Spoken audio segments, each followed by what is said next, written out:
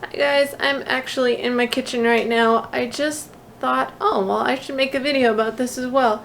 So I am in the process of moving in still, and I do not have everything. I have not bought everything that I usually have, so I've really been cooking with the bare basics, and I thought maybe that would be interesting for anybody out there who is in the same boat. That's kind of one of the most common questions that I get is, how do you eat healthy on a budget? And one of those aspects would be having the right equipment. So without further ado, I just thought, well, let's just look at what I've got right now, and I'll explain what I use each piece of equipment for and how you can be kind of minimalistic in the kitchen, especially if you're on a tight budget or just moving or traveling. So these are kind of the basics that I have. So when I went overseas last year, I sold most of everything that I owned or gave it away, and I just held on to a few things which are pretty much here. A few of these things are also borrowed from a friend who's overseas, so it's kind of like a combination. But I'll go through kind of one by one and just explain what I use each of these for. So to start out with, we've got kind of the basics here of a couple of cutting boards, which you can use wood if you like, or plastic, whatever you prefer, and then a couple of good knives. I like to have a bigger one, then a smaller paring knife, and then a smaller paring knife that's also serrated, which you can kind of see here. This one right there is serrated, so you know, that works good for tomatoes. And then the others, I find that just having like 2 or 3 really good knives is all you're going to need. So I actually have heard a statement about our wardrobes, and that statement just says that we wear 20% of our clothing 80% of the time. So I think that's also true for our kitchens and the rest of our house. We use a small fraction of what we own a majority of the time, and then the rest of it we only use occasionally. So this stuff right here is kind of the things that I use all the time. So like I said, you got the knives there. Then we got a can opener and a peeler. Those are also critical. Then we got a couple of mixing bowls right back here. Right now I have a set of plastic ones, and I'm just showing one glass one. I used to have a really nice glass set, just different sizes. I loved that. I'll probably pick up another one. You can also get metal. I prefer metal and glass generally, but then I'll use like plastic if it's something that has to be kind of insulated for temperature. Like plastic works better for bread making a lot of times if you want it to just rise out on the counter and not change temperature much. Metal is going to transfer the temperature easier, so if you're wanting that effect, then you'd want to go with more like a stainless steel. So I also have here just a basic strainer or a colander. Those are both going to be really handy for just straining things out. Right over here I have a grater. You could have any kind of grater, so that, you know, you could pick one up for $1 or $2. So this definitely doesn't have to be anything expensive. A lot of these things I actually have picked up from friends or secondhand, or for very inexpensive. So definitely doesn't have to break the bank just to start off simply for good cooking. So the other things that I always have on hand, I always have a spatula and a spoon for cooking.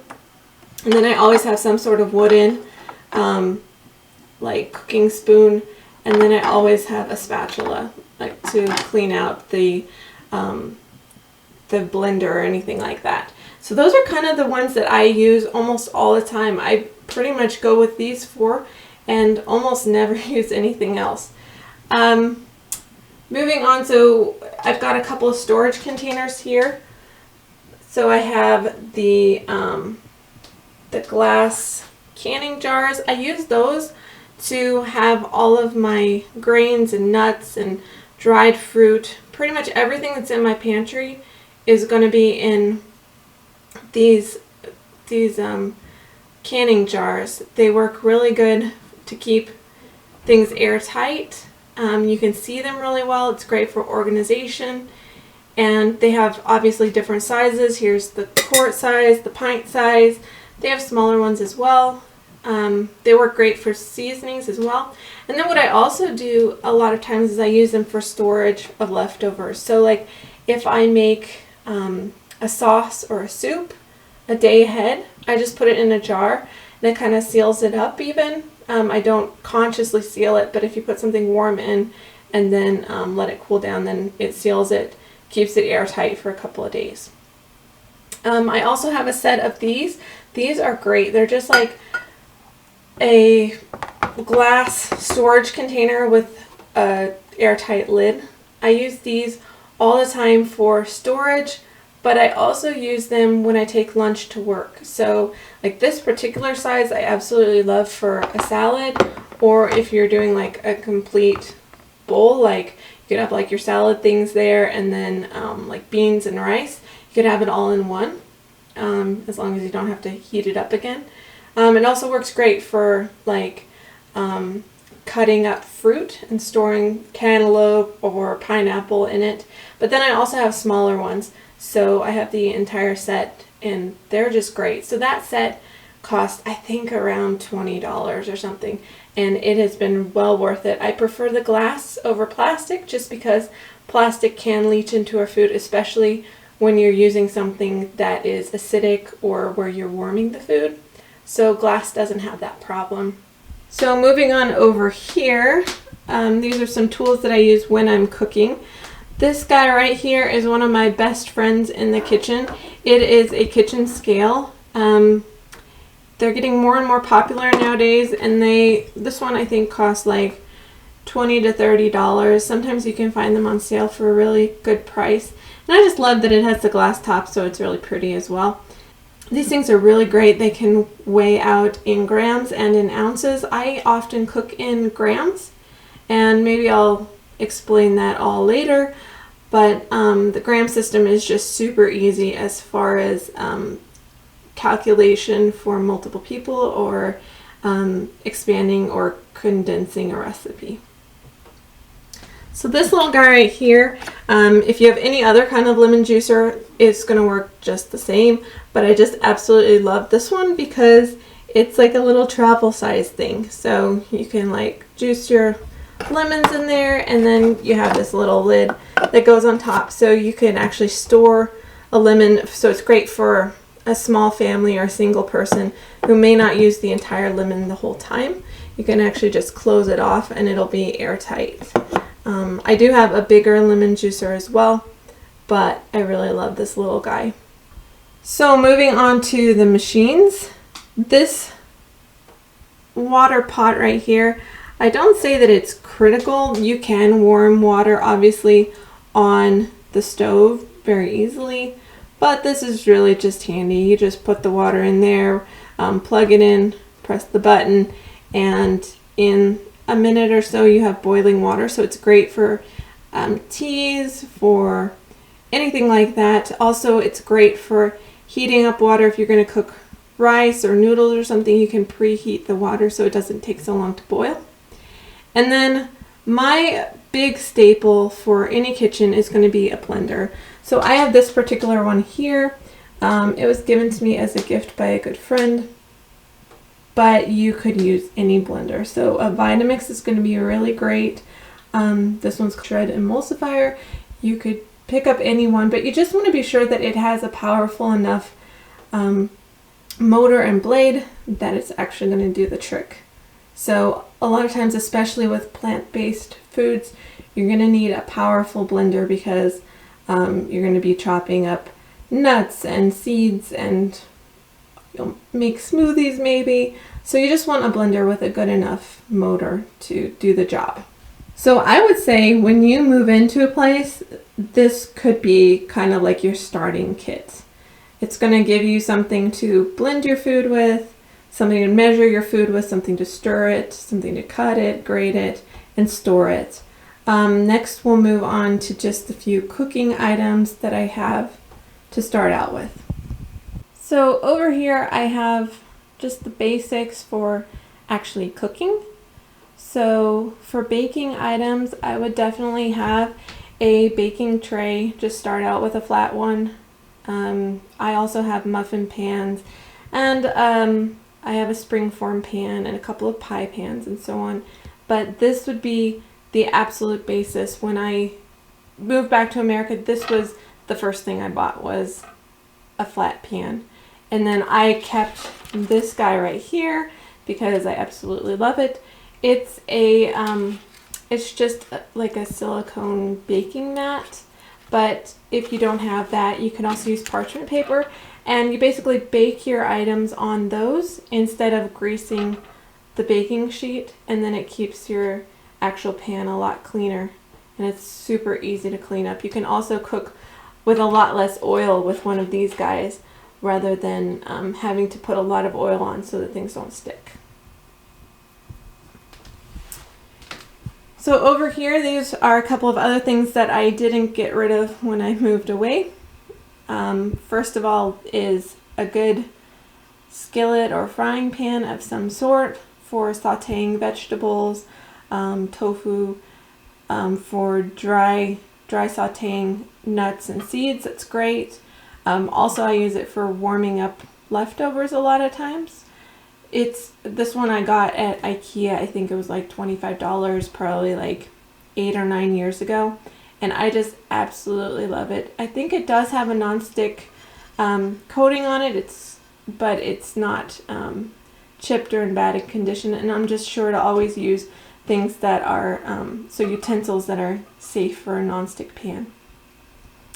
So back here I have a couple of saucepans and cooking pans. Usually I have 2 or 3. I don't usually have more than that because I'm really big on using like only a few pots and minimal pots when I'm cooking. The reason is because I just don't like to do dishes. So I usually have for sure a bigger size and a smaller size. Right now I literally only have these 2. Normally I would have one that's about twice the size of this bigger one. And then pretty much with those 3, I could get by with almost anything. The bigger one I would use for things like soups and noodles, and then the smaller one I would cook rice and smaller grains in, and then like the middle one I would use more for like the vegetables to like steam carrots and broccoli and so on. But yeah, pretty much I've been surviving with these 3 pans the last several weeks, and it's going just fine. I cooked lentils in here, my rice in here, and sauteed the vegetables in the frying pan, and it's been great. So the other thing that I use a lot is some sort of a baking dish. So this was a smaller one. I do have a bigger one, and then this is just like a bread pan size, but I prefer these Pyrex glass ones as opposed to aluminum because aluminum can leach out into the food when it's cooked. So I prefer glass for just about everything. You do have to be careful with these glass containers though, because when they are hot, you don't want to put them in contact with anything cold. That has happened before, and it just causes a huge explosion. So when the glass is heated up and then when it comes in contact with something really cold, that drastic change in temperature makes the glass basically just break apart and explode, and it ruins your dish, your food as well. So just keep that in mind when you're cooking with glass, but I love using these Pyrex dishes. So last but not least, I have a couple of things that I really love to have, but these are not essential at all.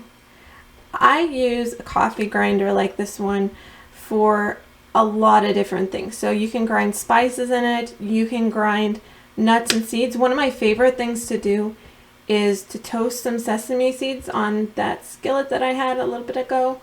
And then as soon as it's toasty and kind of brown a little bit, I put it in the coffee grinder with a little bit of salt, grind it up, and then that's great for on top of salad. It adds a really nice flavor and lots of nutrients.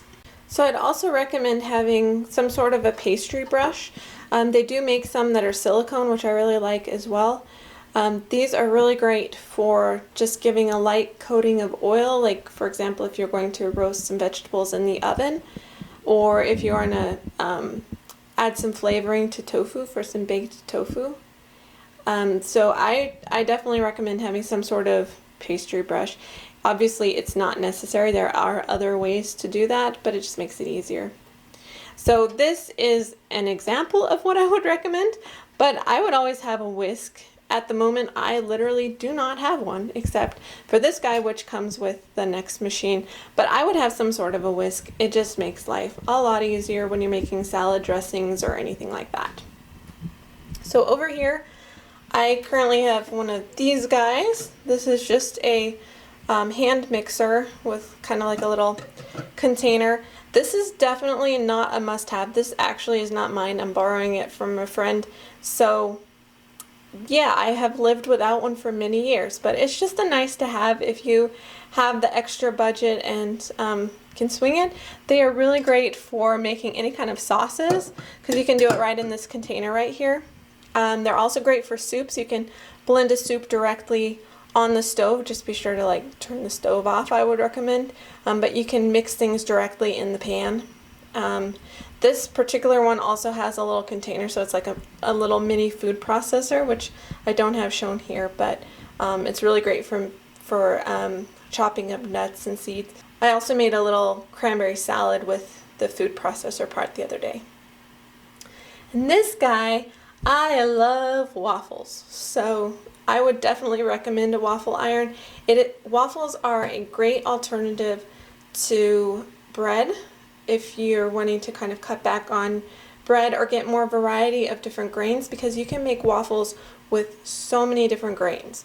You can make them with oats and corn and amaranth and rice and buckwheat. You can make them sweet, you can make them savory.